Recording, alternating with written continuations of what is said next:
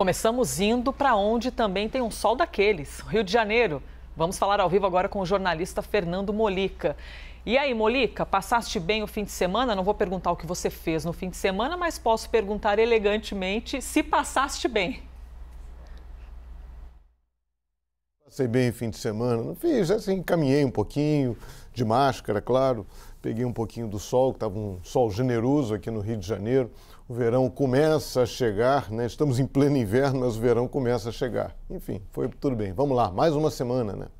Vamos lá. E temos aí uma imagem ao vivo, justamente para descrever por meio da imagem as palavras de Fernando Molica e a maneira que começa esta segunda-feira, 23 de agosto. Entretanto, porém, os assuntos não são tão bonitos assim, com o céu tão azul como o do Rio de Janeiro, viu? Vamos lá, então, trazer o primeiro tema e, na sequência, ouvir a opinião de Molica. O presidente Jair Bolsonaro entregou à presidência do Senado o pedido de impeachment do ministro do STF, Alexandre de Moraes. E, na sequência, começou uma enxurrada de manifestações contra esse pedido. O Superior Tribunal de Justiça, também magistrados e procuradores, expressaram preocupação e ressaltaram que os poderes são independentes e devem ser harmônicos. 10 ex-ministros da Justiça e da Defesa também assinaram um manifesto no qual pedem ao Senado a rejeição do impeachment de Moraes. Eles falam que o pedido tem como base, abre aspas, caprichos do presidente que vem costumeiramente afrontando as linhas da Constituição, fecha aspas. O presidente do Senado, Rodrigo Pacheco, disse que não vê fundamentos para que o pedido vá adiante. Jair Bolsonaro se pronunciou, dizendo que está agindo dentro da Constituição e negou que se trate de uma revanche. Também afirmou que também prepara um pedido de impeachment para o ministro do STF e presidente do TSE, Luiz Roberto Barroso. Fernando Molica, já começamos a semana daquele jeito, hein? Como você avalia esse pedido de impeachment, que inicialmente seria um pedido duplo, né? Ao menos pelo que disse o presidente no sábado retrasado, por meio de uma publicação no Twitter, mas o fato é que o primeiro pedido que chegou diz respeito ao ministro Alexandre de Moraes. Como você o avalia? Olha, já até comentei aqui, é um pedido político, meramente político. É apenas uma tentativa do presidente Jair Bolsonaro de, mais uma vez, conseguir um enredo. Ele vai pautando a sua atuação política, menos por questões administrativas, por atos administrativos, e principalmente por suas polêmicas. Ele vai criando fatos, enredos, como escolas de samba, né? Só que escola de samba cria todo ano. O presidente Jair Bolsonaro cria um enredo a cada 3 semanas, a cada 4 semanas. Outro dia era o enredo do voto impresso, aí agora passa mais uma vez, que já houve lá atrás, o enredo, o ataque aos ministros do Supremo. É um pedido absolutamente frágil, isso foi dito, repetido ao longo do fim de semana, porque ele foca em decisões do ministro Alexandre de Moraes. E os juízes, né? Alexandre, ministro do Supremo, é um juiz, eles têm independência para dar as decisões que bem entenderem. Isso é da lógica do juiz. O juiz não pode ser punido por conta de uma decisão. Essa decisão pode ser contestada em outras instâncias da Justiça, no caso do Supremo, pelo próprio plenário do Supremo Tribunal Federal. Então você não pode punir, afastar um juiz porque ele tomou decisão X ou Y, absolveu quando deveria condenar ou vice-versa. Isso é da lógica do trabalho do juiz. Então o presidente não pode fazer isso. O que ele tinha que fazer, não gostou da decisão do Alexandre de Moraes, recorre ao Supremo, recorre ao plenário do Supremo Tribunal Federal. É assim que se faz numa democracia, essa é a regra do jogo. O que ele busca é, mais uma vez, tumultuar o processo. A gente está às vésperas aí do 7 de setembro, há manifestações convocadas pelo próprio presidente, tentando criar essa instabilidade institucional que não é boa para ninguém. Ou melhor, parece ser boa para o presidente Jair Bolsonaro. Então é um pedido que não tem condições de prosperar, como o próprio presidente do Senado, Rodrigo Pacheco, disse na sexta-feira. E olha que o Rodrigo Pacheco, de um modo geral, exagera no direito de ser mineiro, mineiro no sentido da conciliação, de evitar polêmicas. Ele foi muito duro, falou que não antevia qualquer possibilidade de prosperar. Enfim, é uma tentativa política e mais uma tentativa de tumultuar o processo institucional brasileiro. Vamos falar agora de uma reunião política que ocorre daqui a pouco, uma reunião entre os governadores a fim de debater maneiras de garantir a defesa da democracia e melhorar a relação entre os poderes executivo e judiciário. Nós conversamos agora há pouco, um pouquinho antes do início do Liberdade de Opinião, com o governador Renato Casagrande, do estado do Espírito Santo, que nos trouxe um pouquinho do que deve ocorrer nessa reunião, porque os governadores decidiram convocar a reunião depois de o presidente Jair Bolsonaro ter apresentado o pedido de impeachment do ministro Alexandre de Moraes. Até este momento estão previstos, então, 26 representantes de estados que confirmaram a participação, sendo 4 presencialmente e 22 à distância, por causa desse momento de pandemia, estão por meio de uma videoconferência. Fernando Mollica, você acredita que, de alguma maneira, os governadores podem ajudar e mais? De que maneira conseguiriam ajudar a colocar um pouquinho de panos frios em cima dessa batata quente aí, diminuir um pouquinho os ânimos? Ou, na verdade, eles vão falar, discutir e lá na frente não vai ter muito efeito? Olha, o que os governadores podem e devem fazer é tentar esclarecer a população, esclarecer os eleitores, mostrar que essa situação, essas crises artificiais que são criadas pelo presidente Jair Bolsonaro, são crises absolutamente artificiais. Quando a gente vai olhar os próprios inquéritos, as próprias investigações de que ele tanto reclama, quando você vai olhar a origem dela, elas não se tratam ali de questões fundamentais, são suspeitas, são investigações em torno de fatos ou factoides criados ou pelo presidente ou pelo esse grupo que cerca o presidente da República, por exemplo, o inquérito das fake news. Não são investigações que tratem assim de grandes questões, são investigações que tratam de problemas criados ou pelo presidente ou por pessoas que estão no entorno dele. Os governadores não podem impedir o presidente da República de falar. O presidente da República tem liberdade de falar, ele tem liberdade de se manifestar, ele é um cidadão que pode falar e, claro, assumir as consequências daquilo que ele fala. Agora, o que os governadores podem fazer é criar uma espécie de reforço da musculatura democrática, que é isso que muita gente tem tentado fazer no próprio Supremo Tribunal Federal, no Congresso Nacional, várias entidades, ex-ministros se manifestaram ao longo da semana, o Ministério Público se manifestou, entidades de juízes, agora vai ser a vez dos governadores. Eles criam ali uma musculatura. É mais ou menos essa lógica, né? A gente tem o que a gente vai na academia, as pessoas que vão à academia, você procura reforçar os seus músculos para aguentar as pressões que vêm com a idade, que vêm da vida, enfim.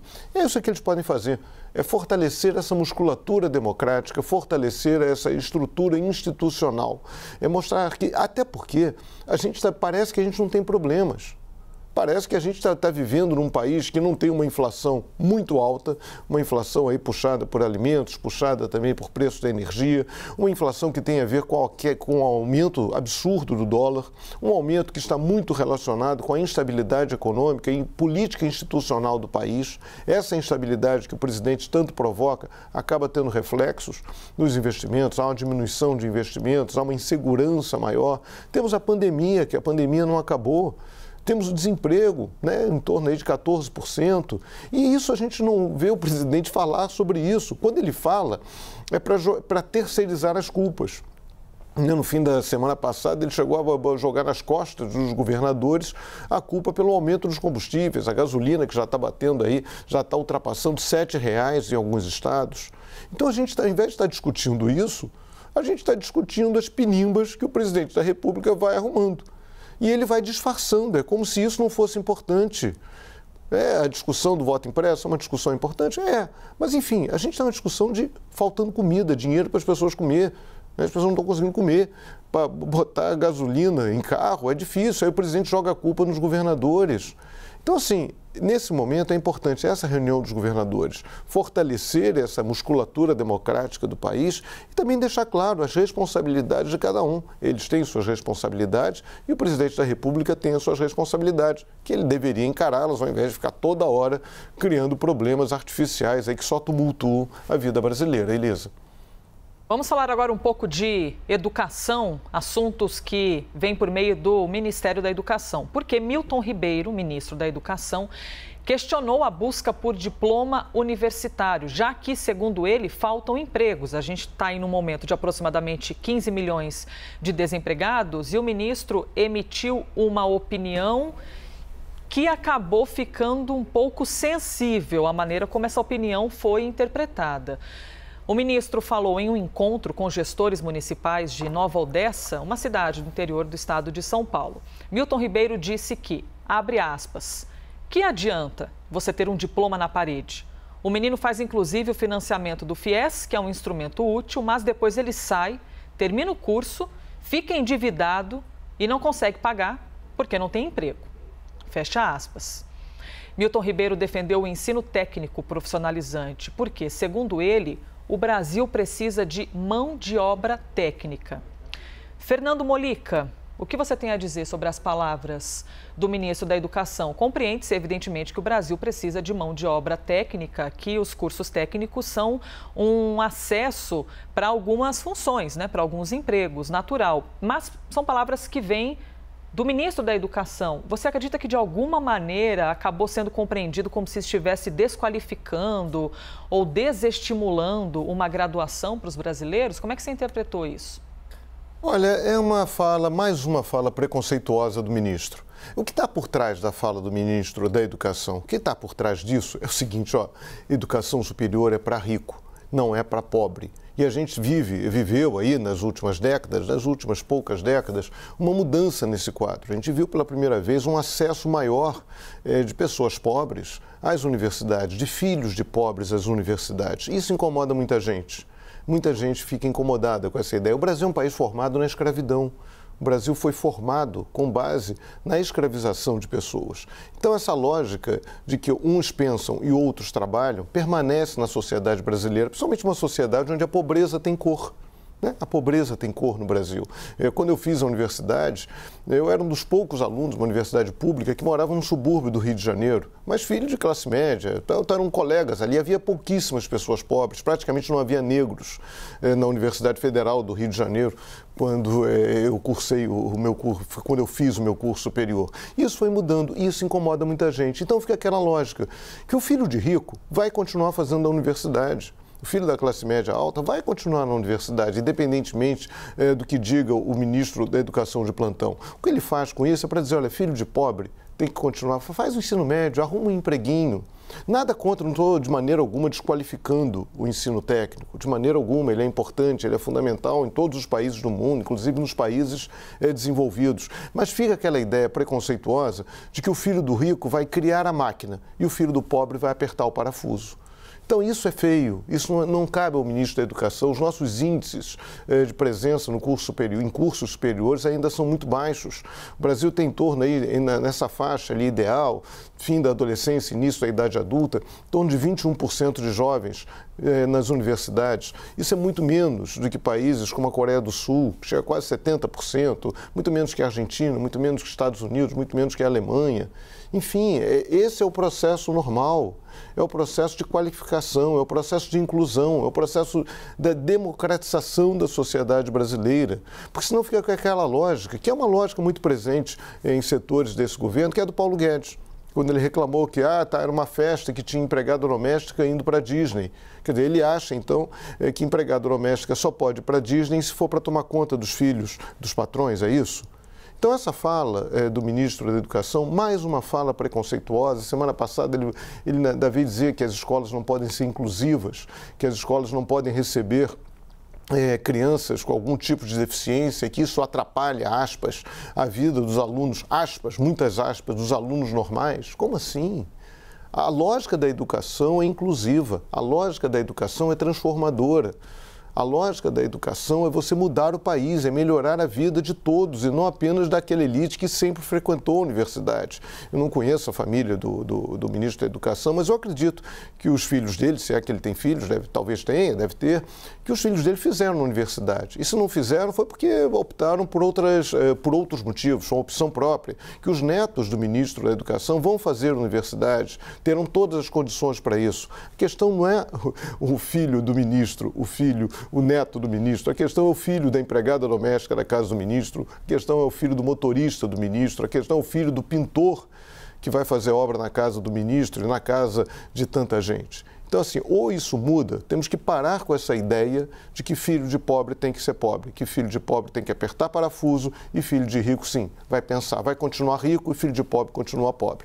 Né? Essa ideia é uma ideia preconceituosa, é uma ideia que atrapalha o Brasil, que cria tantos problemas para todos nós. E o ministro da Educação tinha que estar preocupado em resolver esses problemas e não alimentar o preconceito e não alimentar o status quo de toda essa sociedade tão desigual como a brasileira. Elisa. Esse tipo de declaração já havia sido dada pelo ministro da Educação alguns dias atrás, depois acabou repercutindo em muitos jornais, evidentemente, por parecer um tanto quanto polêmica, e o ministro veio na sequência dizer, não, na verdade eu fui mal interpretado, não foi isso que eu quis dizer, é lógico que eu valorizo o ensino superior, uma graduação, mas eu quis dizer outra coisa. Então ele se explicou ali dentro do contexto dele, Molica, e quando a gente observa o Ministério da Educação, a gente está falando de uma cadeira por onde já passaram, somente nesta gestão de Jair Bolsonaro, Ricardo Vélez, Abraham Weintraub, na sequência tivemos Decotelli, que ia assumir, mas que não assumiu, que aí depois o currículo, porque se formou, mas não se formou, aquela confusão e não assumiu, e agora Milton Ribeiro. Está um pouquinho encantada essa cadeira com as palavras que são emitidas por meio de quem senta na cadeira de ministro da Educação, hein, Molica? Na campanha eleitoral, o presidente, o então candidato Jair Bolsonaro, falava muito contra a questão ideológica, que, segundo ele, havia uma ideologia no Brasil em tudo que contaminava a administração pública, não apenas o ensino, mas várias áreas do governo. Bem, claro, ele acaba tendo uma administração extremamente ideológica. E com os ministros que efetivamente exerceram o cargo, né, os 3 ministros que efetivamente exerceram o cargo lá na chefia da educação, todos são muito contaminados com visões ideológicas, muito contaminados com pressupostos. Agora, no caso desse ministro, ele é pastor, então muito contaminado também com essa visão religiosa. Nada contra a visão religiosa, desde que restrita a vida privada, a vida social dele, não a vida administrativa. Então, essas pessoas ficam com a ideia de que todos os estudos no Brasil, e o Brasil tem uma tradição muito boa de análises da educação, a gente tem aí o Plano Nacional de Educação, existem elementos muito fortes que dão base para estruturar a educação brasileira, algo que vinha quase numa continuidade dos governos do período democrático, depois da redemocratização, independentemente se era um governo do PSDB ou um governo do PT. Então esse povo acha que tudo isso é coisa de comunista, que tudo isso, que esses números, que esses dados, que essas visões estão contaminadas pelo comunismo internacional. O único lugar que tem comunismo é no Brasil, né? Quer dizer, o perigo comunista virou um negócio de desculpa para tudo no Brasil. E aí, é preciso estudar. É preciso que o ministro, que já admitiu que não conhecia o tamanho do Ministério da Educação, é um ministério muito grande, muito importante, é preciso que ele estude, que ele avalie esses dados, que não venha apenas com ideias preconcebidas. Temos todos ideias preconcebidas, todos nós temos. Na medida em que a gente vai crescendo, vai estudando, vai avaliando, vai se informando, algumas dessas ideias vão mudando. Então é preciso que o ministro pare de repetir preconceitos. Essa história de ensino técnico eu ouço desde que eu sou pequeno. E olha que eu fui pequeno há bastante tempo, né? Fui criança já há bastante tempo, que é para reproduzir a desigualdade, é para reproduzir a exclusão, é para manter pobre no lugar de pobre, que é um suposto lugar de pobre, suposto, para que filho de pobre continue apertando parafuso e o filho de rico continue pensando, continue projetando máquinas. O ministro poderia estudar, tem muitos estudos aí na educação brasileira, estão disponíveis lá no MEC, podia avaliar e parar de fazer esse tipo de declaração que é preconceituosa e é injusta com a população brasileira, com a grande maioria da população brasileira. Uma população pobre que, em sua grande maioria, não teve condições de estudar como mereceria. Isso é que é fundamental. Vamos democratizar o ensino do Brasil, assim a gente democratiza esse país de uma maneira mais ampla e mais segura. Com você, Elisa. 8 horas e 45 minutos, 15 para as 9 da manhã. Fernando Molica, encerramos por hoje. Que a nossa semana seja ótima e com bastante saúde, porque saúde virou item de luxo, queremos ir muito. Obrigada, Molica, bom dia. Bom dia para você, Elisa, bom dia para todos.